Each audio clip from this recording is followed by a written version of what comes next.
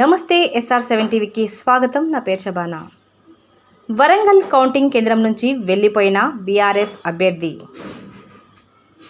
Warangal parliament ఎన్నికల counting కేంద్రం నుంచి బీఆర్ఎస్ ఎంపీ అభ్యర్థి సుధీర్ కుమార్ వెళ్లిపోయారు. చాయ్ తాగి మళ్లీ వస్తా అంటూ సుధీర్ కుమార్ చెప్పారు. కాగా వరంగల్ పార్లమెంట్ ఎన్నికల కౌంటింగ్లో కాంగ్రెస్ ఎంపీ అభ్యర్థి కడియం కావ్య లీడింగ్లో ఉన్నారు. ఇప్పటికే జిల్లాలోని పలు గ్రామాల్లో కాంగ్రెస్ నాయకులు సంబరాలు చేసుకుంటున్నారు.